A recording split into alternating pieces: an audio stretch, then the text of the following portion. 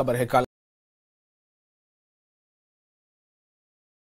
का ऑपरेशन है, intelligence input हुआ था मौसूल, जिसके बिना पर यह सर्च ऑपरेशन जारी है। मालूम अफराद की नकलो हरकत। तो ये खबर आपको राजौरी से दी जा रही है। राजौरी से बड़ी खबर है। राजौरी में फौज और पुलिस का मुश्तरका ऑपरेशन बताया जा रहा है। इसे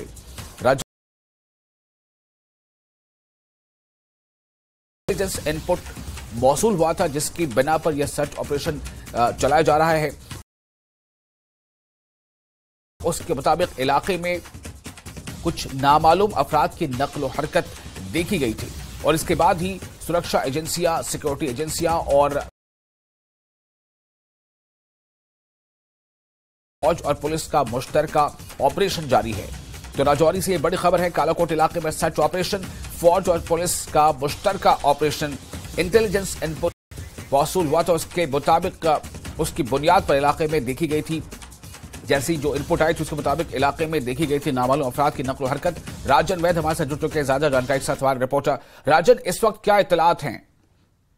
जी देखिए विशाल, जिस तरह से कल ही ये इंफॉर्मेशन आई थी, एक स्पेसिफिक इनपुट था और सेना और पुलिस के पास कि इलाके में 2 से 3 जो है हथियारों के साथ जो है एक शख्स देखे गए हैं, जिसके बाद एक जॉइंट ऑपरेशन जो है सेना और पुलिस की तरफ से चलाया गया है। इस इलाके में ये तथा पानी का इलाका है, जो तो कालाकोट के बीच में ये इलाका आता है। और आप जिस तरह से इस इलाके में एक के बाद इनकाउंटर देखने को मिले हैं पिछले कुछ महीनों में, तो ये साफ हो चुका है कि पाकिस्तान की जो मंशा है वो है जम्मू सूबे को रिवाइव करने की, वहां आतंकवाद को हवा देने की। क्योंकि इस तरह के इनपुट्स हैं कि अभी भी इलाके में कई जो आतंकवादी हैं वो छुपे हुए हैं। जो ये पीर पंचाल का इलाका है, यहाँ पे जो है दहशतगर्द छुपे हुए हैं जो घात लगा के हमला करने की कोशिश में रहते हैं। और ऐसे में जिस तरह से हमने देखा डांगरी के बाद ही जिस तरह के अटैक कंडी में हुआ, गुंडाख्वास में हुआ, उसके बाद से जो इंटेलिजेंट इनपुट्स हैं वो सेना और पुलिस के पास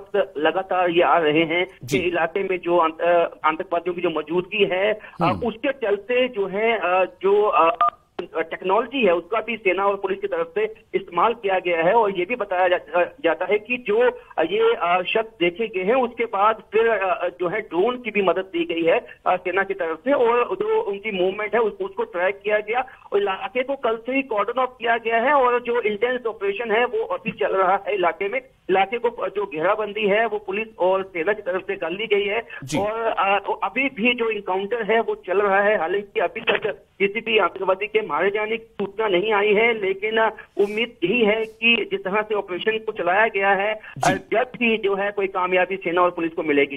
जी राजन, लेकिन ये जो एक्टिविटीज लगातार इस तरह की जो बढ़ रही है, क्या दर्शाता है कि ये उनके अंदर एक बेचैनी है, वो अपनी प्रेजेंस को लगातार ये कोशिश कर रहे हैं कि प्रेजेंस को वो एहसास कराया जाए, उनकी मौजूदगी का एहसास कराया जाए, लेकिन जिस तरह से लगातार सिक्योरिटी एजेंसीज इसे काउंटर कर रही है, क्या उन्हें एक सबक नहीं मिला है?